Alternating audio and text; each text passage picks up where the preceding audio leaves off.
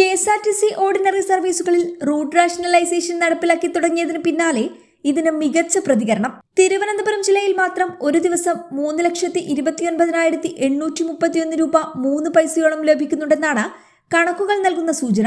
Dead kilometre ഒഴിവാക്കിയതിലൂടെ മാത്രം ഒരു ദിവസത്തെ ലാഭം 2,85,837 രൂപ 43 പൈസയാണെന്ന് കണക്കുകൾ വ്യക്തമാക്കുന്നു. വകുപ്പ് മന്ത്രിയായി KB ഗണേഷ് കുമാർ ചുമതലയേറ്റ ശേഷമാണ് ഈ മാറ്റങ്ങൾ നിലവിൽ വരുത്തിയത്. തിരുവനന്തപുരം സിറ്റി, തിരുവനന്തപുരം സെൻട്രൽ, നെയ്യാറ്റിൻകര, നെടുമങ്ങാട്, ആറ്റിങ്ങൽ എന്നീ 5 ക്ലസ്റ്ററുകളിലായുള്ള 20 യൂണിറ്റുകളിലെ യൂണിറ്റ് ഓഫീസർമാരുമായും KSRTC managing director, executive director operations എന്നിവരുമായും നടത്തിയ യോഗത്തിലാണ് റൂട്ട് റാഷണലൈസേഷൻ എന്ന നിർദ്ദേശം മുന്നോട്ട് വച്ചത്. ഇതിന് പിന്നാലെ ജീവനക്കാരുടെയും തൊഴിലാളി സംഘടനകളുടെയും സഹായത്തോടെ അതിവേഗം ഷെഡ്യൂളുകൾ പുനഃക്രമീകരിച്ച റൂട്ട് റാഷണലൈസേഷൻ വിജയകരമായി നടപ്പിലാക്കുകയായിരുന്നു. തിരുവനന്തപുരത്തെ 20 KSRTC ഡിപ്പോകളിൽ റൂട്ട് റാഷണലൈസേഷന്റെ ഭാഗമായി ഡെഡ് കിലോമീറ്റർ ഒഴിവാക്കി ഷെഡ്യൂൾ പുനഃക്രമീകരിച്ച് പ്രതീക്ഷിച്ചതിലും വലിയ നേട്ടമുണ്ടാക്കാൻ കോർപ്പറേഷന് സാധിച്ചു. 2,85,837 രൂപ 43 പൈസ എന്നത് ഡെഡ് കിലോമീറ്റർ ഒഴിവാക്കിയതിനു ശേഷമുള്ള മാത്രം ലാഭമാണ്.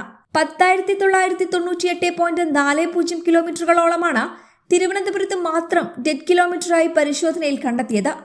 ഇത്രയും ഡെഡ് കിലോമീറ്റർ ഒഴിവാക്കിയതിലൂടെ 2,903.50 ലിറ്റർ ഡീസൽ തിരുവനന്തപുരം ജില്ലയിൽ മാത്രം KSRTCക്ക് ലാഭിക്കാൻ സാധിക്കുന്നുണ്ട്. ഇതിനു പുറമെ 1 കിലോമീറ്ററിന് 4 രൂപ സ്പെയർ പാർട്സിനായി ചെലവാക്കുന്നുമുണ്ട്.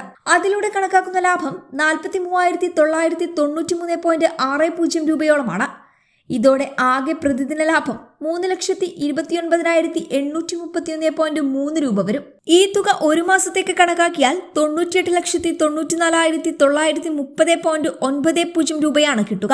ഈ രീതിയിൽ ഡെഡ് കിലോമീറ്റർ ഒഴിവാക്കിയപ്പോഴും ഒരു ബസ് മാത്രം പ്രവർത്തിക്കുന്ന റൂട്ടുകളിലും മലയോര, ആദിവാസി, തോട്ടം തൊഴിലാളി, തീരദേശ കോളനി മേഖലകളിലേക്കും ഓപ്പറേറ്റ് ചെയ്തു വരുന്ന ഒരു ബസ് സർവീസ് പോലും റദ്ദാക്കിയിട്ടില്ല എന്നതും ശ്രദ്ധേയമാണ്.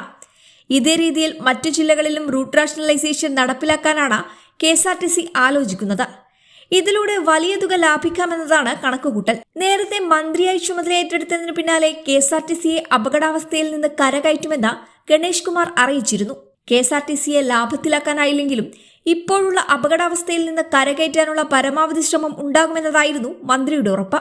ഇത് പാലിച്ചുകൊണ്ടാണ് കൂടുതൽ പരിഷ്കാരങ്ങൾ വകുപ്പിൽ നടപ്പിലാക്കാനുള്ള ശ്രമങ്ങൾ KB ഗണേഷ് കുമാർ ആരംഭിച്ചത്.